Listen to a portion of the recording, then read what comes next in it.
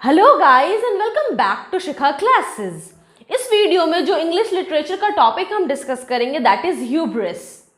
ये वर्ड जो है वो ग्रीक ओरिजिन का वर्ड है और इसका डिक्शनरी में अगर मीनिंग देखने जाइए तो उसका मीनिंग आपको मिलेगा that excessive pride, over confidence, arrogance.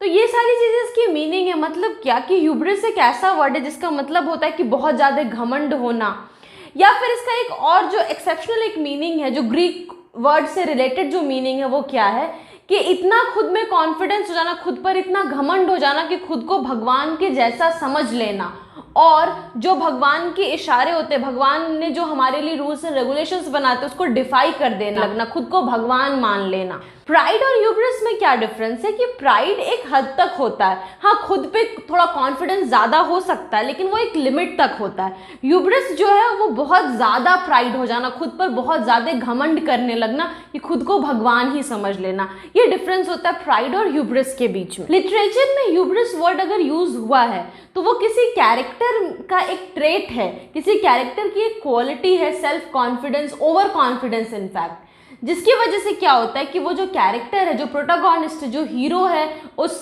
किसी भी पीस ऑफ लिटरेरी वर्क का, वो हीरो डिवाइन वार्निंग्स, भगवान के दिए गए जो वार्निंग्स होते हैं, जो ओमेंस होते हैं, जो इशारे होते हैं, उसको इग्नोर करता है, उस पर ध्यान ही नहीं देता है और कुछ गलत कर लेता है, या फिर किसी मोरल जो लॉ है उसको ब्रेक कर देता है, कोई गलत रास्ता चुन लेता है, कोई गलत काम कर लेता है। फॉर एग्जाम्पल एसोप का जो फेबल है हेयर और टोटवाइज का, मतलब कछुए और खरगोश की जो कहानी है, उसमें क्या है कि दोनों के बीच रेस होती है। खरगोश को खुद पे बहुत घमंड होता है, वो बहुत इन्फ्लेटेड होता है कि हम तो जीत ही जाएंगे, कछुआ हमको कहाँ से हरा पाएगा, और इसलिए वो थोड़ा आगे निकल करके आराम से सो जाता है।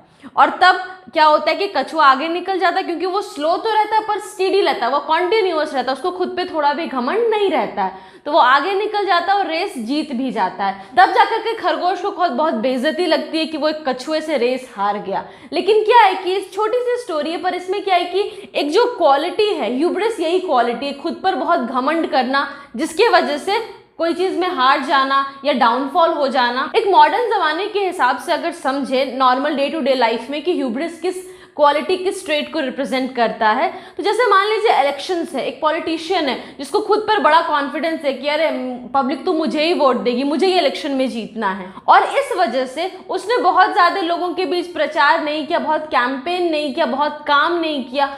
तो उससे क्या हुआ कि उसके ओवर कॉन्फिडेंस की वजह से उसने समझा कि वो तो जीतेगा ही और उसने वर्क नहीं किया, और जब इलेक्शन का फाइनल रिजल्ट आया तो वो हार गया है। ये ह्यूब्रिस जो ट्रेट है वो उस पॉलिटिशियन के अंदर था। अब देखते हैं एज अ लिटरेरी डिवाइस हम ह्यूब्रिस को कैसे डिफाइन करेंगे। So as a literary device hubris एक ट्रेट है, एक क्वालिटी है जो कि यूजुअली जो ट्रैजिक हीरो रहता है, मतलब जो ट्रेजेडी का हीरो रहता है, उसके अंदर ये बुराई होती है बेसिकली, जिसकी वजह से उसके सोचने और समझने की शक्ति चली जाती है और उस ट्रैजिक हीरो का डाउनफॉल हो जाता है या फिर उसका डेथ हो जाता है।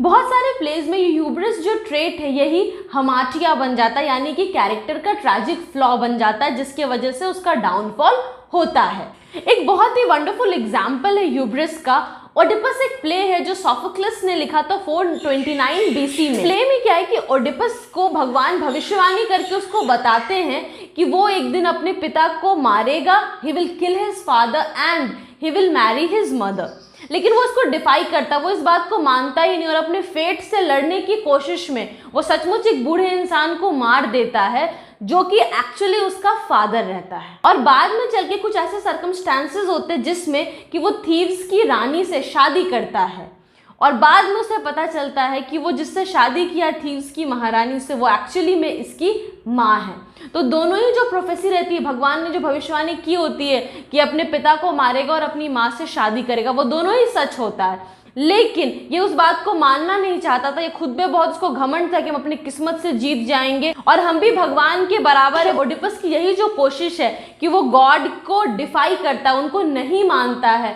खुद को गॉड के बराबर समझता है, यही जो उसके अंदर फ्लॉ है, यही ह्यूब्रिस कहलाएगा। क्रिस्टोफर मार्लोवे का जो प्ले है डॉक्टर फॉस्टस, उसमें भी डॉक्टर फॉस्टस के का जो डाउनफॉल होता है वो भी इसी ह्यूब्रिस के कारण होता है, मतलब सेल्फ प्राइड के कारण होता है। तो हम इस प्ले में भी कहेंगे कि डॉक्टर फॉस्टस के अंदर फ्लॉ था जिसकी वजह से उनका डाउनफॉल हुआ, that was hubris, means self pride, self confidence, over confidence, arrogance. So guys, hope आपको ये टॉपिक अच्छे से समझ में आ गया। और अगर आपको 5 मार्क्स का कहीं पे नोट्स लिखना है इस टॉपिक पे, तो यहाँ पे सफिशिएंट नोट्स अवेलेबल हैं। आप चाहो तो स्क्रीनशॉट लेकर के रख सकते हो या पॉज करके कॉपी में नोट्स बना सकते हो।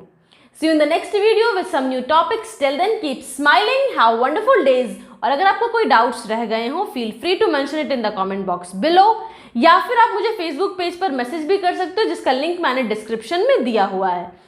See you in the next video with some new topics. Till then, keep smiling, have wonderful days. And if you liked the video, don't forget to hit the like button.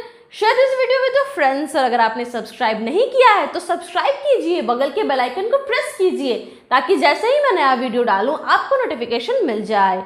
Thanks for watching.